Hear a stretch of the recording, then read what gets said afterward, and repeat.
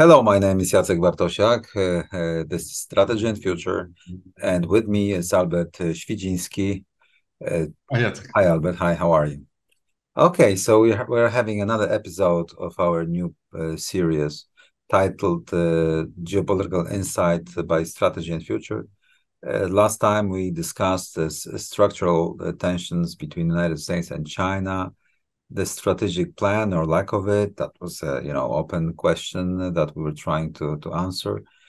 Today we will be talking about the war in Ukraine per se, but it's not only about the warfare, the conduct of war. We'll try to define the geopolitical framework that is related and heavily leaning on the conduct and outcome of the war. We'll talk about escalation control, about the role of the United States, about the Russian plans, consolidation of the Eurasian supercontinent, role of China, and of course, we'll try to touch a little bit about the intermarium concept and Poland and hybrid warfare that is probably upon the region.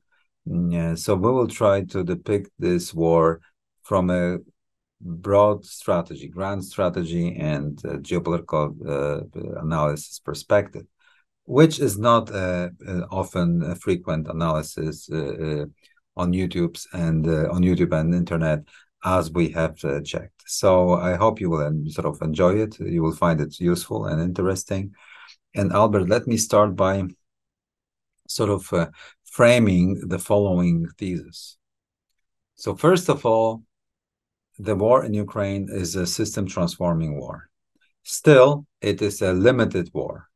And I'd like to ask you what struck you the most? What was the most striking phenomenon related to the war? And I will share first my perspective, what was most striking for me. The most striking was how limited this war is, despite the fact that this is a system transforming war in the era of thermonuclear weaponry. This is a war between the United States and Russia in a way that the United States is trying by proxy to contain Russian behavior in a limited way, containing horizontally and vertically in order not to, expand this war to nuclear exchange or NATO sort of entering the war with Russia.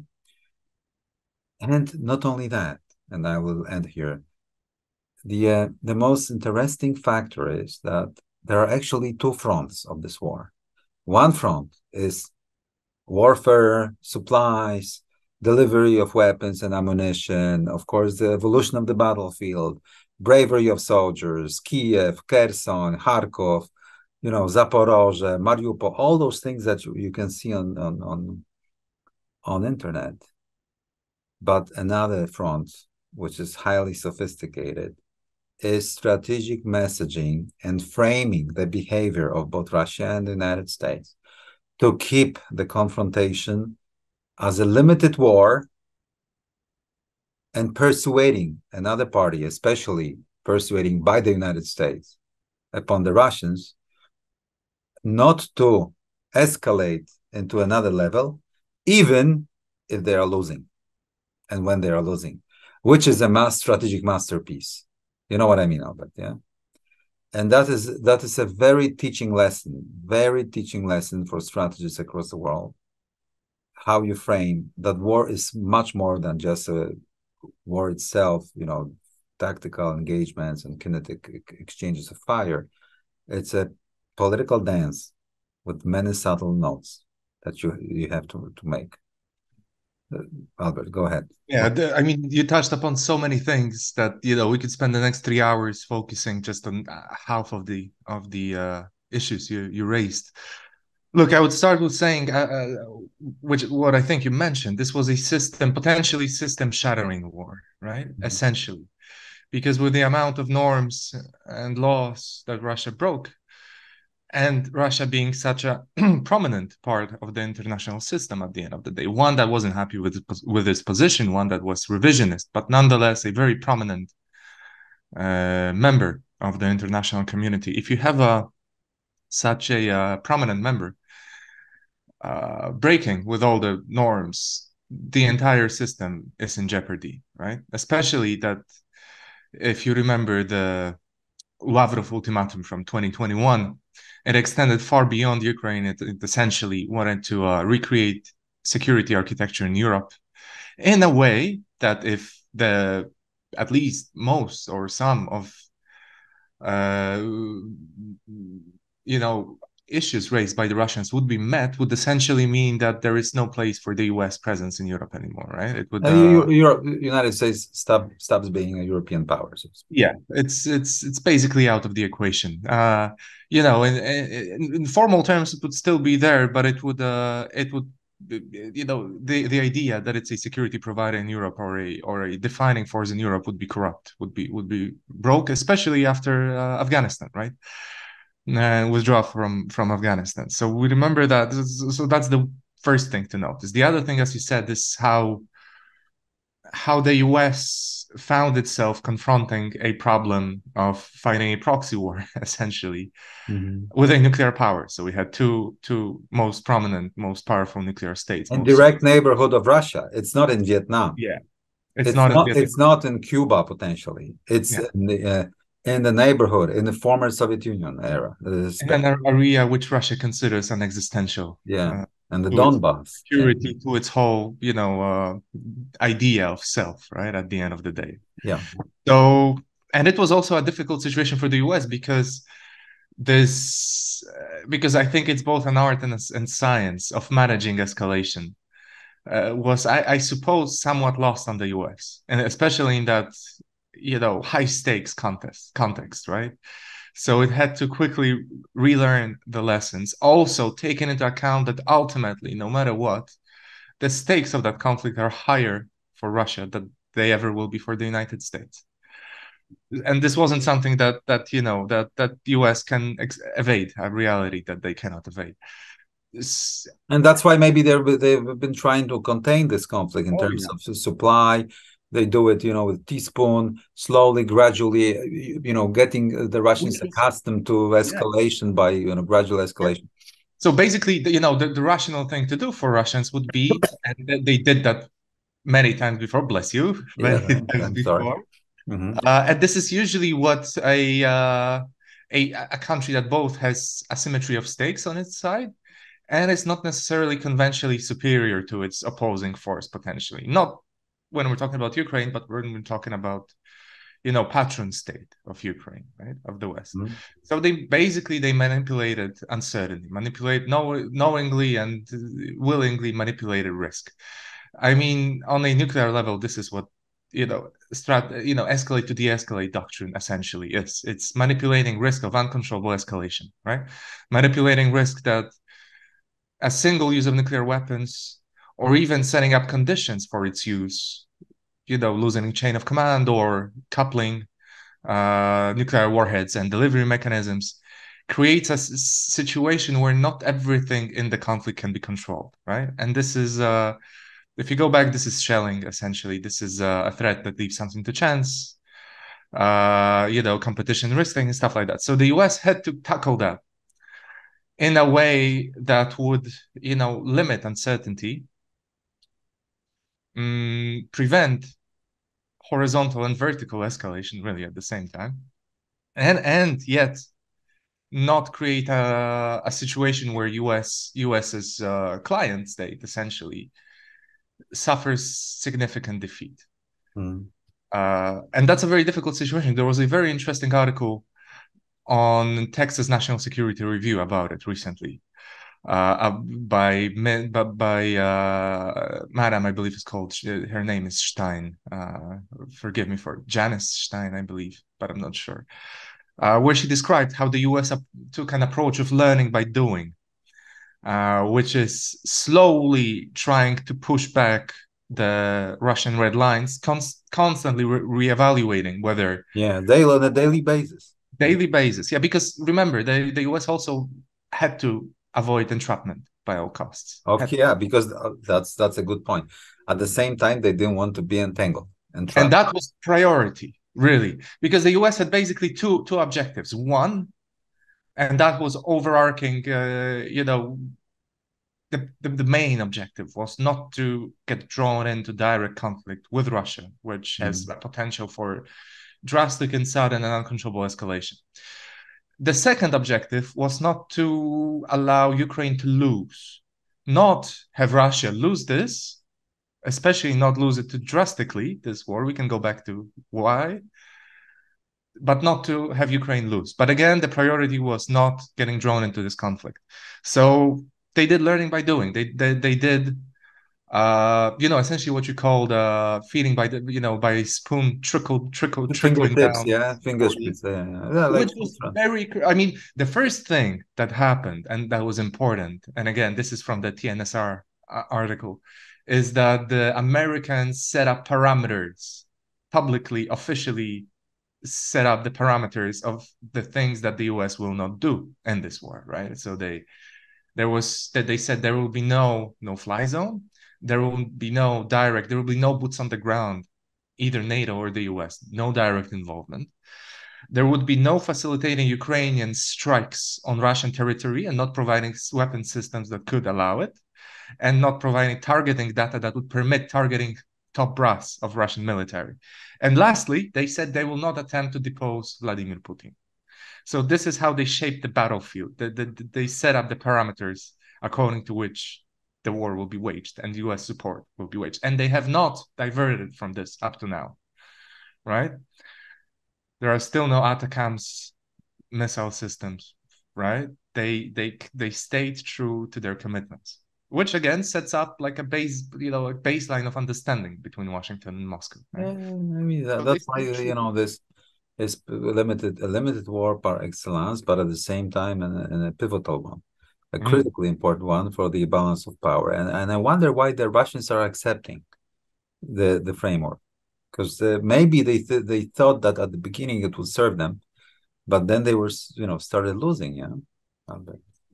Sure. Good question. I mean the key point is, and it's still ahead of us, because the limited war has two phases. The phase one we have just described, that you shaping the framework of competition. Another one is persuading the losing party to lose without escalating to another level of escalation that would potentially bar this party from losing. And in this case, Russia from using nuclear weapons, hybrid warfare elsewhere. How to persuade the losing party to really lose without us changing the escalation level, and recognizing how badly it could lose before things might go south, right? That's gonna be tricky, Let alone that here. And yesterday I spoke to people on the ground with Ukrainian soldiers in Zaporozhye and in Donbass, with the people there. So, and that the Ukrainian soldiers don't want to accept anything short of seizure of Crimea and taking Donbass and the full victory. So I wonder how the Americans are going to play the ball. I mean, the thing is, it's not in the US interest to have that outcome, precisely because those actions could really touch the red line. And again, I don't believe it is in the US interest to have Russia squarely defeated militarily in a rout for the Ukrainian forces, because historically those outcomes usually meant a severe threat to continuity and stability of Russian state itself, right? Lost wars in Russia. And here we need to talk about grand strategy, American grand strategy, but in full breadth, saying that would trigger three unpleasant consequences for America, but very pleasant for Ukrainians and Poland. Yeah, this is where the grand strategic objectives diverge. We have a split of interest here. So the Americans don't want the Russia to lose heavily, like in the First World War, because the breakup of Russia will mean that there is chaos on nuclear weaponry and stuff. Second, that the Chinese are getting the resources for free without the need to politically pay and economically pay for them. And three, that Russia that is not governable, is self-governable, is losing coalition capability. So the United States longer term cannot pivot Russians away from China. So those three reasons are, and of course, the escalation control, fear of uncontrolled escalation that we have discussed at length in this podcast, which I think escapes the attention of many commentators, that this is exactly what's going on here. And we need to put it in the perspective that this is already, and this is my thesis, a scalable world war between the United States and China, that in the thermonuclear age is being started somewhere on the Trump administration with the imposition of tariffs on probably Huawei and ZTE. But, it's debatable, just the same way as debatable is when the Second World War started. I mean, the political imbalance that led to kinetic confrontation when it started. It's disputable whether it was Manchuria invasion or whether it was Italy invading Ethiopia, or Germany annexing Czechoslovakia, Austria, or invading physically Poland. In terms of structure, it's difficult to say. Or maybe it was Pearl Harbor for the United States, or Barbarossa initiation in June 1941 when it started. So, it's to be debated in a way. But here we have a scalable world war between the United States and China, where the parties within the civilized framework of competition are highly competing, but without resorting to kinetic exchange and without resorting to thermonuclear weaponry, and trying to protect their core interests so that the social contract doesn't break like this, so that, there is some sort of a containment of uncontrolled escalation towards full hostilities, which might happen, by the way. And war in Ukraine is just a symptom of a great imbalance across Eurasia in political power and the lack of accords of how the matters of Eurasia the consensus is broken. Consensus is broken. The United States cannot be a broker to the peace deals anymore. Unipolar moment is gone. Maybe it will return if the United States wins this war and another confrontation, this time with China, or China collapses. It might come back, but it's gone. And now the final court of appeal, the Supreme Court, who decides agencies between the parties, is the military power and coercion and brute force and ability to kill. And in this way, Putin did succeed, and because I felt like, I don't know if we spoke about this before, but I've read his speech in Valdai, and you could see that one of his idiosyncrasies, apart from, he really shaped the battlefield right prior to war. He could have expected that it's going to go much better, and it wasn't that far from it going much better for Russia. Yeah, that was a sheer luck. Yeah. But I also felt, the reason why I'm mentioning this is I felt that apart from all that and logic, there was also his own little idiosyncrasy where he genuinely thought that, he had a problem with the West on a ideological, phenomenological level. So I really felt that this rash decision to do it, to go into war, was partly that, not just called rational, calculation or even structural reasons pushing him towards war, because he wanted to kick the table over, right? Like break the consensus. And in a way, on a symbolic level, he succeeded. This was a symbolic, I think, end of the unipolar moment. It might have happened before, but this was a very symbolic moment where you could see, well, the truth lays naked, it lays bare in front of you. It was especially symbolic and purely a line dividing two eras, because the United States openly and explicitly stated that if the invasion happens, Putin and Russia will face consequences. So that was a real threat, a real sanction hanging in the air by the alleged Supreme Court of the world, what we call the unipolar moment superpower, and it was overruled. I mean, it was I don't give a can. We can't enforce it on you. That was it, and that signals the scalable world war, and let's hope it's only scalable, by our dear audience. And now all connectivities, all relationship, being trade, technology, capital, supply chains, value chains, that in the globalized world market that occurred, over the last 30 years, it all became a playground. Who is in charge of those relationships? Everything became a pitch upon which the game is being played. Who controls the flows? Who controls on what terms he or she buys and sells, produces, works? Who works on whom? And this is it's the highest prize, the highest trophy possible on planet Earth, and this is good enough a reason to really have a competition and a fight. Coming back to war in Ukraine. So what is in the opening statements in this podcast, Albert and I, being Poles, we are on purpose have been trying to sort of abstain from talking from the Polish perspective here, because Polish perspective is clear, and let me put it forward. We want Russia to lose and collapse, and we will do our best to deliver that. It doesn't have to be in line with the Americans are thinking.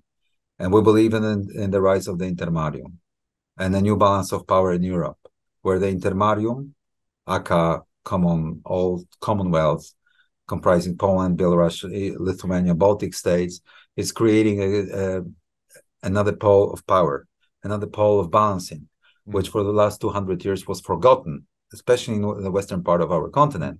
That's why Russia was being flirted and invited by French and Germans. And this war is all about it. And for us. Yeah, for us. Okay, sure. For us, Poles talking to you now. And for Ukrainians fighting in the trenches and on the Dnieper River, so we have this community of purpose here, us and Ukrainians, in that respect. But again, this is absolutely not the objective for the United States, because simply the risks involved are just too large to justify, and B, we can't say for certain or have any indications that this is something that U.S. establishment has as an objective. But again, we have to go back to West-Mitchell and sequencing, right? Where the idea was the way to manage the dual competition of Russia and China is to make it impossible for Russia to try to expand further west and become a part of European security architecture, right? To permanently break the ability of Russia to project power west and influence west, and political power, military power, everything. And with that, and we see this, by the way, in thinkers like Karaganov in Russia, who is a big fan, apart from big fan of using nuclear weapons, not a precaution, as an admonition that they're ready to do it, as a polite reminder of stakes. But he's also a big fan of Russian, Russia focusing on developing its easternly parts, the less developed parts, the Siberias of the world, and stuff pivot to Asia, Russian pivot to Asia. And that's as far as I remember, it's a significant train of thought. Maybe not appreciated by Kremlin elites, but there is a lot of thinking about this. So again, the idea was that once, from Wes Mitchell's perspective, as I understood it, was once you prevent or make it permanently impossible for Russia to project power west, Russia will have no choice but to focus on redirecting its energy in improving the living standards and situation in the east of the country, where it would run into conflict, potential friction, at least, with China.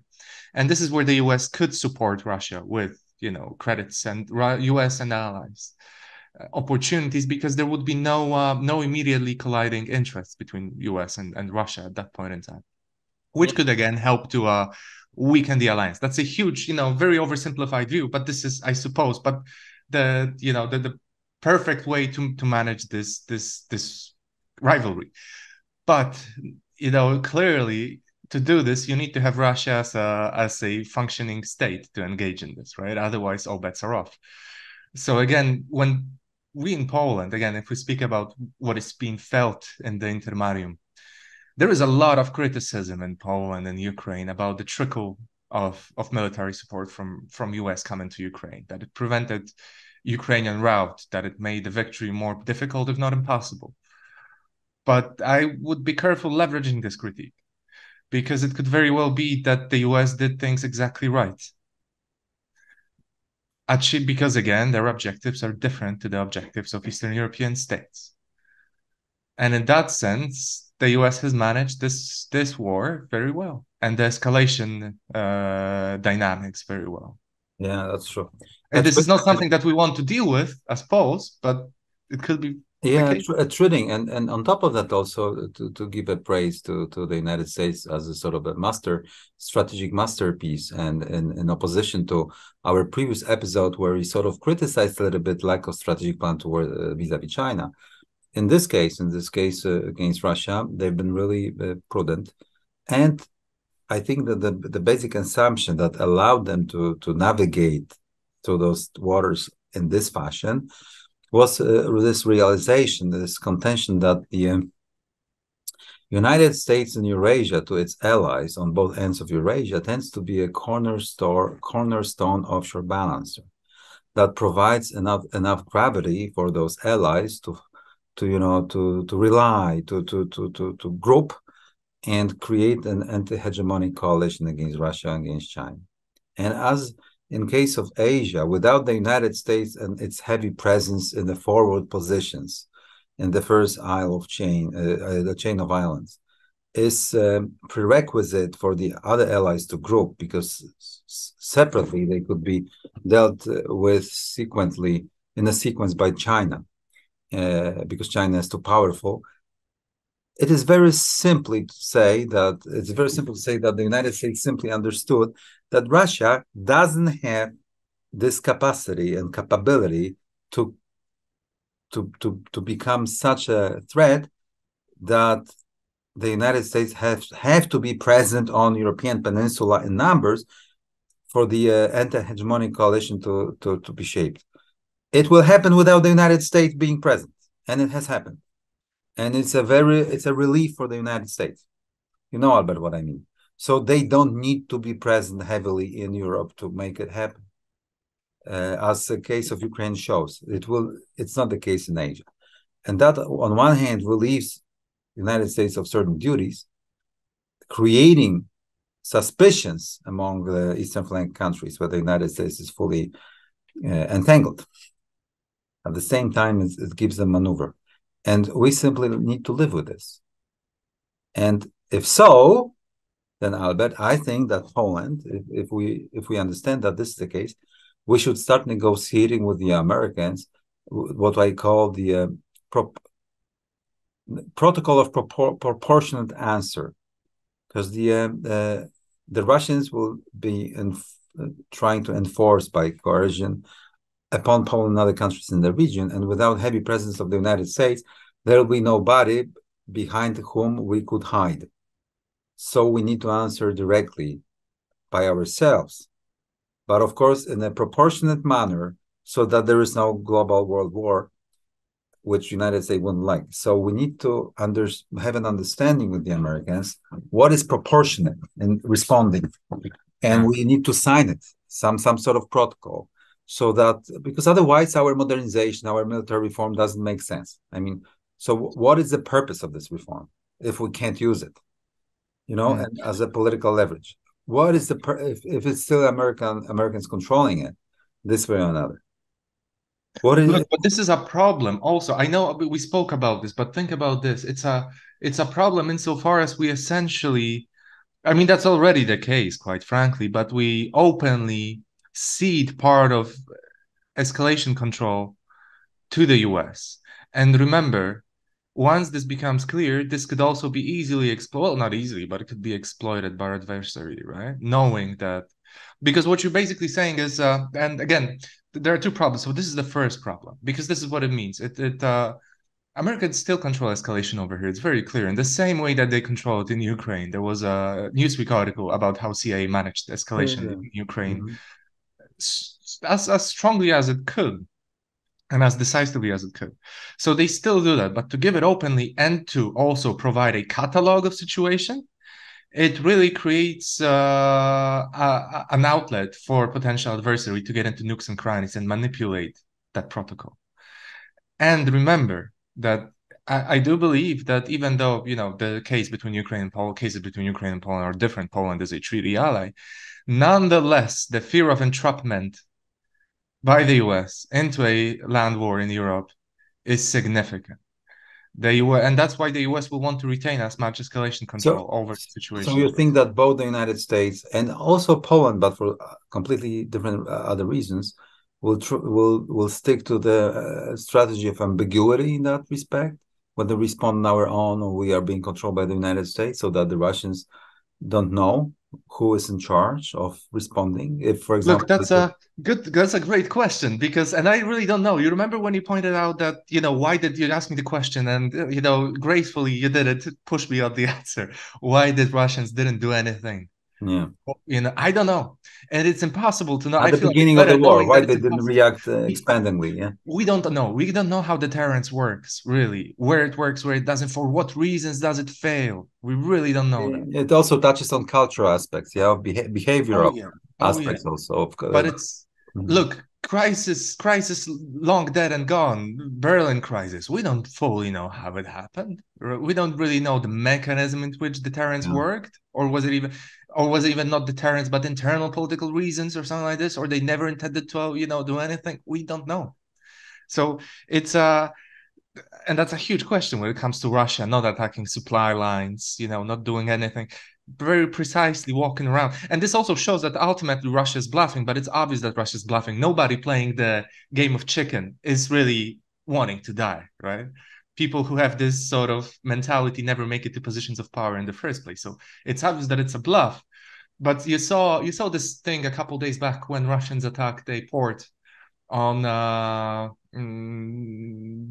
strict borderline between Romania and Ukraine, Mhm. right? But they still, again, this was clear signaling, but they were still careful to signal just right and not hit, accidentally the other side of the river, right? They didn't do that. And it's clearly a message. So look, I don't know. We have a big problem. We have a huge, really, quite frankly, effing problem with escalation management right now vis-a-vis Belarus, a huge one. And this is why I do believe you were talking about the short list of, escalation management, right? Yeah, Over yeah, I mean, this sort of, I call it protocol of proportions or protocol. proportionalism, Yeah. or Yeah. you know, Proportionality. Yeah. proportionality. Yeah.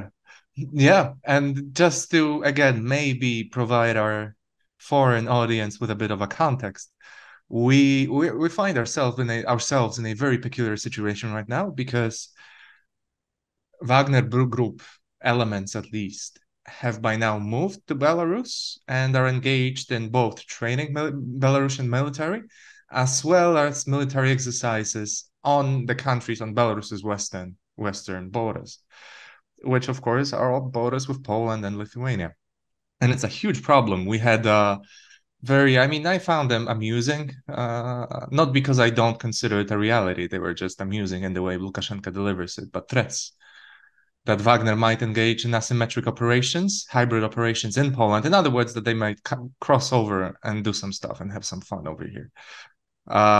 So that's a very risky situation. The Polish government seems to be very concerned about this. Just today, we're recording this on the 29th of July, we had Prime Minister Morawiecki pointing out that Poland suspects and kind of even expects that that Wagner Group troops, mercenaries, will engage in operations in the Polish territory.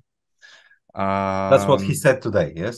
yes, that's what he said today. So that's a very concerning messaging. And again, I personally don't think Polish stakeholders are known to manipulate this sort of stuff. It's not in not their modus operandi to do those things. So I do believe when Morawiecki says that, he's not trying to prod the Americans to do something. I think he says it because he's concerned that this could be really the case. I just wanted to point out, we had incursions of Belarusian Special Operations Forces, Spetsnaz, into Polish territory a couple times. This was reported in Polish media by very reputable, trusted sources. That basically we had Belarusian Spetsnaz operating in Poland, crossing the border. And again, with Wagner, of course, the main benefit is that you have, plausible deniability. So it's a very dangerous situation. I'm not sure if we're on if Polish government is fully prepared to react quickly. Also because we ceded the thinking of escalation, really, pardon me, but I get thinking of escalation to the Americans. We saw this, for example, in Przewodów, right? When the Ukrainian... Yeah, just to cut long story short, so far, the Polish government has been sticking, quite fully to the American definition of escalation control and to the sort of the American control over that. So we were a loyal NATO member in terms of cutting short our ambition to really expand the war because we don't attempt to entrap Americans, essentially. Exactly. So, but here the story is a bit different. We might have some sort of a terrorist-like activity, raids or other atrocities or coercion or we can have kidnappings. We can have directed killings. The question is, we need to react without waiting for the Americans. That's why we need this protocol of proportionality. Because it's also in the American interest to have this protocol, because they can't react to anything happening, because sometimes it's useful for them to use proxies to contain war in the local level without resorting to NATO and Article 5 and so on. So, and I think that our political elites, our decision-making processes, and also military capabilities should get ready, should be operationalized to react. And also we should think about preemptive action once they cross doing something without, what breaks of law means. What is the definition of intrusion? What kind of internal personality we have? Whether we can kill guys just raiding on BTRs in Poland because they are rumored to be soldiers, or what? Being mercenaries without national emblems, because the Russians for sure will exploit this privilege of deniability that it's not us, it's a green little man of unknown origin. Volodya got drunk and he went over the border, but what are we gonna do? Definitely. The thing, Jacek, and this is where the problem really begins, and this is the problem that we will have in convincing or in arguing to the Americans that we should be allowed this protocol of yours, is that we find ourselves in a very peculiar situation right now. On the one hand, there is Wagner Group in Belarus. There was capable troops that saw combat, and that's priceless. None of Polish, or very few of Polish troops by now have saw combat. And not at the scale. And not at the scale. And not at the scale, not in the modern war kind intensity of and so on. So that's a problem number one. Problem number two, and this is which might point us to at least asking a question how Prigozhin's coup, or Prigozhin's mutiny, really more than coup, was unplanned. Because we find that all of a sudden, in two moves, basically, we find ourselves in a situation where there's Wagner in Belarus on the one hand, but on the other, we have reasons to believe that there is Russian nuclear weapons in Belarus as well. An unknown way in which this nuclear sharing happens. So the way battlefield, so to speak, has been shaped is that by the Russians, and essentially has an offensive capability to escalate, to manage escalation, or to control escalation, really, on the one hand, vis-a-vis Poland, and they have a backstop if Poland would like to respond. Whether we're talking about, active defense in a major way, which again, we must think if there is a risk of war with Belarus, we have to do active defense, preemptive strikes against Grodno, right? This isn't something that we can escape. You told me that a million times. And I think you're right. But even smaller ones, there's going to be a big problem of responding because Americans, and again, we go back to Ukraine and how, learning by doing and small steps and avoiding uncontrollable escalation. Americans will be very leery of being tangled in a conflict, which has the potential to escalate to nuclear weapons use, employment. And this is a reality. If we attack even by accident some depots with nuclear warheads, or maybe the Americans will be suspecting us of attacking them on purpose, just to eliminate them and to demonstrate our capability to the Russians to become an independent player in the vis-a-vis escalation duel. Sure. While the Russians and Americans don't want us to be peer partners in escalation duel. That's a stories of which is perfectly reasonable. From their side, but of course the ambitions to control our buffer zones in the east and what's going on there.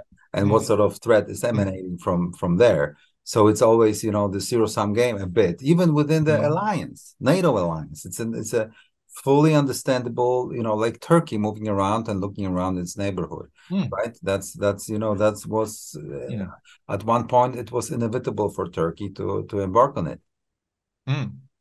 But this is sure, but this, you know, so we find ourselves in a situation where Russians are in prime position to mess around, and they have a backstop against us messing back with them back. And this is just the hard reality of it. And that sets our active defense strategy that maybe we have been contemplating for sure at Strategy and Future. We've been proposing it, Albert and I and other guys from our team, but our politicians from time to time were just signaling that they sort of understand this concept, and that might set this active defense strategy futile. I mean, not futile, but potentially futile. I mean, made futile by the American intervention to stop doing anything like that on Polish part. Yeah. If I'm clear what I'm saying. So maybe, as you see, if our dear audience could see that war in Ukraine itself has repercussions across the region. The balance of power is being shaped also by all events happening, by assessment of actions of other partners, our partners, coalitions, hybrid, regular, peer, symmetry, and asymmetry. All those factors that suddenly we need to take into account. And this is a new era, new reality, and the first campaign of the scalable world war. And this is how we see those things at Strategy and Future. And that's a good moment to end our podcast today. Looking forward to reconnecting with our audience another one. Thank you, Albert. Thank you, Jacek. And you stay with us at Strategy and Future and join us on our YouTube channel. Almost 200,000 subscribers already have. It's your turn now if you haven't, and it's very much welcome. And we will keep talking about events worldwide occurring, especially in Eurasia, that are all really great importance. Thank you very much. Stay with us.